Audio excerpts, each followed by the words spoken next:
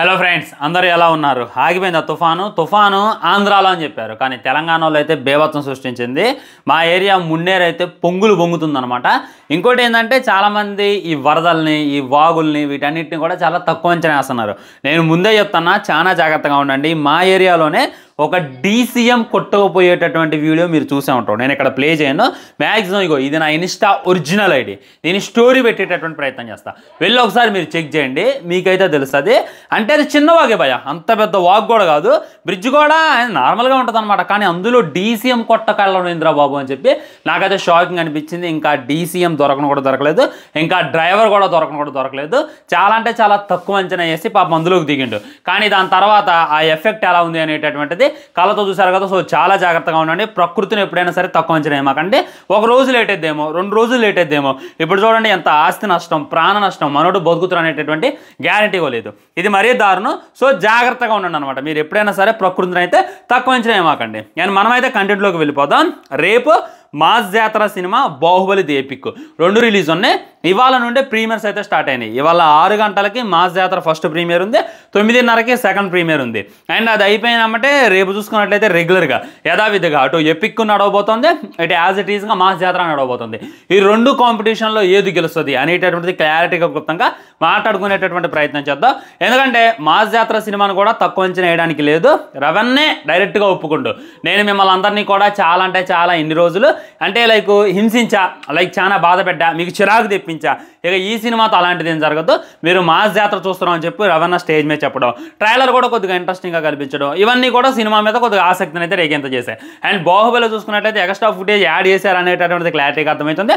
అవన్నీ కూడా ట్విట్టర్లో, ఫేస్బుక్లో, ఇన్స్టా రీల్స్లో మీకు కనపడే ఉంటే. సో ఏ సినిమా టఫ్ కాంపిటీషన్ వస్తుంది. ఈ మాస్ జాతర సినిమాకి బాహుబలి ఎపిక్ వల్ల ఏమన్నా బొక్క పడేటటువంటి అవకాశం ఉందా లేదా అనేటటువంటిది క్లారిటీగా క్లుప్తంగా ఈరోజు ఈ వీడియోలో మాట్లాడుకునేటటువంటి ప్రయత్నం చేద్దాం ఫ్రెండ్స్. నేనేం చెప్పను, నేను నా ఒపీనియన్ అసలుగా చెప్పను. బయట ఉన్న ఆ గూగుల్ రీసెర్చ్ ప్రకారం చాట్ జీడీపీని అడిగిన, ఇంకా చాలా అంటే చాలా వెబ్సైట్స్ని అడిగిన, అవేం చెప్తాను అనేటటువంటి క్లారిటీగా చెప్తా చూడండి. మొట్టమొదట ఒకసారి బుక్ మై షోలో మీరు అబ్జర్వ్ చేయండి. మాస్ జాతర సినిమాకి లాస్ట్ 1 అవర్లో ఎన్ని టికెట్స్ బుక్ అయ్యాయి అనేటటువంటిది ఒకసారి అబ్జర్వ్ చేయండి. అండ్ బాహుబలి సినిమాకి లాస్ట్ 1 అవర్లో ఎన్ని టికెట్స్ బుక్ అయ్యాయి అనేటటువంటిది ఒకటి అబ్జర్వ్ చేయండి. ఇక్కడతో మీకైతే క్లారిటీ వస్తుంది. ఇంకా మా క్లారిటీ రావట్లేదు బ్రో అంటే 24 అవర్స్లో దేనికి ఎన్ని టికెట్స్ బుక్ అయ్యాయి అనేటటువంటిది మళ్ళీ అబ్జర్వ్ చేయండి. ఎక్కడికైనా మీకు క్లారిటీ వచ్చేస్తుంది. ఇంకెక్కడికి కూడా రాదు. మాకు ఇంకా డెప్త్ కావాలి బ్రో అంటారా? అందుకే కదా నేనుంది, చెప్తా చూడండి. బాహుబలి ఎపిక్ చూసుకున్నట్లయితే అడ్వాన్స్ కలెక్షన్స్ వచ్చేసి 6 కోట్లు వసూలు చేసింది. ఇది మామూలు విషయం కానే కాదు. అటు యునైటెడ్లో వేరే దేశాల్లో సైతం సినిమా అయితే రిలీజ్ అవుతుంది. మ్యాక్సిమం దాని గురించి ఇంకో షార్ట్ వీడియో చేస్తా. ఏ కంట్రీస్లో ఎన్ని థియేటర్స్ ఇచ్చారు, ఎన్ని ఏరియాస్లో రిలీజ్ చేస్తున్నారు, ఎక్కడెక్కడ షో పడుతుంది అనేటటువంటిది చెప్తాను. నేను చెప్పేది ఓన్లీ ఇండియా, యునైటెడ్కి సంబంధించినటువంటి గ్రాసే 6 కోట్లు అయితే వసూలు చేసింది. ఇది మామూలు విషయం కానే కాదు, వేరే లెవెల్ అని చెప్పి మనమైతే చెప్పుకోవచ్చు. ఈ విధంగా 6 కోట్లు వసూలు చేస్తే మరి మన మాస్ జాతర సినిమా డే 1 ఎంత వసూలు చేసింది అనేటటువంటిది మాట్లాడుకుంటే ₹1 కోటి కూడా వసూలు చేయాలి ఫ్రెండ్స్. ఇది మరీ దారుణం. నేనేదో ఇక తక్కువ చెప్తే బాగోదు అని చెప్పి కొద్దిగా రౌండ్ ఫిగర్ చేసి చెప్తున్నా. ₹1 కోటి కలెక్షన్స్ ఉంది అని అనుకున్నాం. ఏది అడ్వాన్స్ కలెక్షన్స్. అండ్ ఇది చూసుకున్నట్లయితే 10 సంవత్సరాల క్రితం రిలీజ్ అయినటువంటి సినిమా బాహుబలి సినిమా. మాస్ జాతర చూసుకున్నట్లయితే ఇప్పుడు కొత్తగా రిలీజ్ అవుతున్నటువంటి సినిమా. ఏ సినిమాకు ఉండాలి, చూసిన సినిమా మేమేం చూస్తాం అని చెప్పి ఎవడైనా సరే లైట్ తీసుకోవాలి. కొత్త సినిమాకి వెళ్ళాలి, ఎవడైనా సరే ఆసక్తి చూపించాలి. కానీ కొత్త సినిమా అయినా సరే ఓన్లీ తెలుగు స్టేట్స్లో ఎంత అడ్వాన్స్ సేల్స్ ఉన్నాయి. కొత్త సినిమాని ఎక్కువగా డేకాలి, పాత సినిమాని లైట్ తీసుకోవాలి. పాత సినిమా మనం యూట్యూబ్లో చూసుకోవచ్చు, ఇన్స్టాలో చూసుకోవచ్చు, ఎవరిని హాట్స్టార్ ఓపెన్ చేస్తే హెచ్డి మూవీ ఉంది కదా అని అనుకోవచ్చు. కానీ బాహుబలికి అయితే ఎక్కువ ఆసక్తి చూపిస్తున్నారు అనమాట.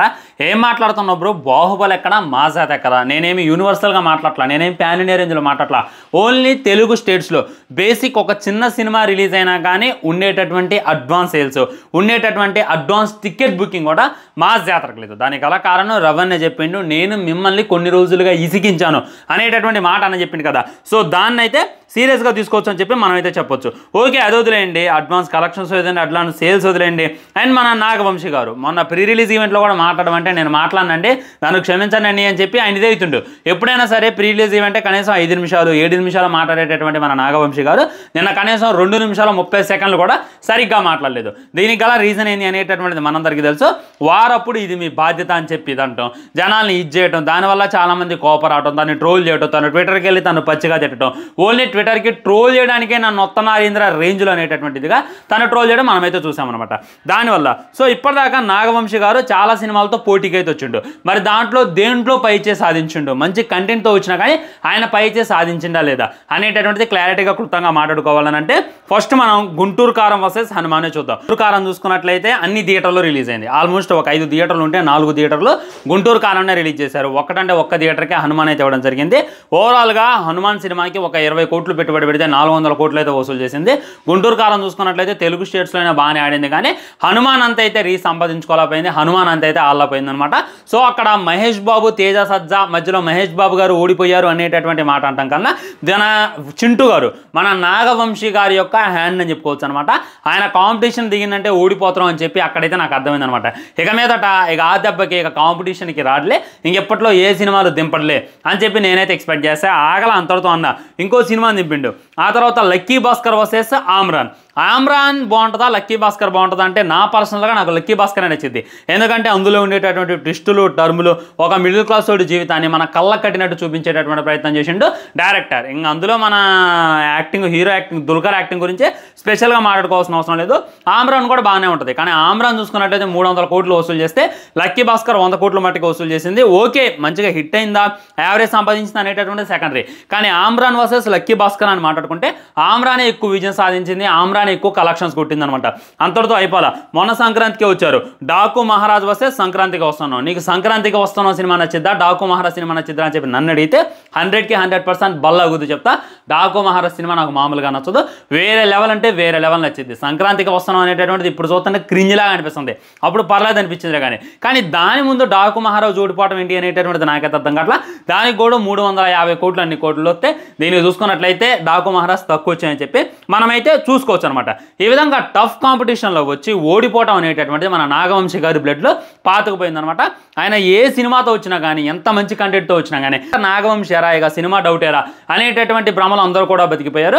ఇంకా గట్టిగా మాట్లాడుకుంటే కింగ్డమ్ సినిమా చూసుకున్నట్లయితే మరి మంచి కంటెంట్తో వచ్చిందా లేదా అనేటటువంటిది సెకండరీ. కానీ విజయ్ దేవరకొండ విజయం సాధించామని చెప్పి పోస్ట్ ఓడేసుకుంటూ నిన్నే నాగవంశి గారు దాని గురించి డిస్కషన్ కూడా చేసిండు.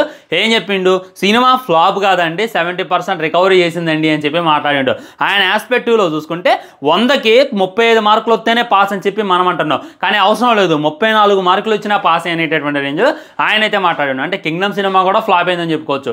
ఈ విధంగా నాగవంశి గారు రీసెంట్గా ఏ బాణం వదిలినా కానీ ఆ బాణం మిస్ఫైర్ అవుతుంది, ఏ సినిమా తీసినా కానీ అది కళాఖండమే కూర్చుంటుంది. సో దానివల్ల ఈ మాస్ జాతర వర్సెస్ బాహుబలి, అంతకుముందు ఏదో చిన్న సినిమాలతో పోటీ పడేవాడు, ఇప్పుడు చూసుకున్నట్లయితే డైరెక్ట్గా బాహుబలితోనే పోటీ పడుతుండు. దీనివల్ల మాస్ జాతర ఏమన్నా కొట్టుకొని పోద్దేమో, మాస్ జాతర బాహుబలి ముందు నిలబడదేమో అనేటటువంటి ఆలోచనలు కూడా చాలా మందికి వస్తున్నాయి. ఏమైంది అనేటటువంటిది చూడాలన్నమాట. అప్పుడు ధమాకాని హిట్ చేశారు, క్రాక్ సినిమాని హిట్ చేశారు. ఆ టైంలో ఇంకా ఏ సినిమా ఉన్నా కానీ ఖచ్చితంగా ఆ సినిమాలు విజయం సాధించేయి. ఇంకా అలాంటిది ఇది ఓడిపోద్ది అని చెప్పి నేనైతే అనుకోవట్లా. బాహుబలికి ఉండేటటువంటి రేంజ్ బాహుబలికి ఉంటుంది, మాస్ జాతర సినిమాకు ఉండేటటువంటి రేంజ్ మాస్ జాతరకు ఉంటుంది, దేనికి ఉండేటటువంటిది దానికి ఉంటుంది. ఏది మాస్ జాతర సినిమా బాగోవాలి, ఏదో బాహుబలి అంత ఉండాలి, బాహుబలి కన్నా బాగుండాలి నేను అంటలా.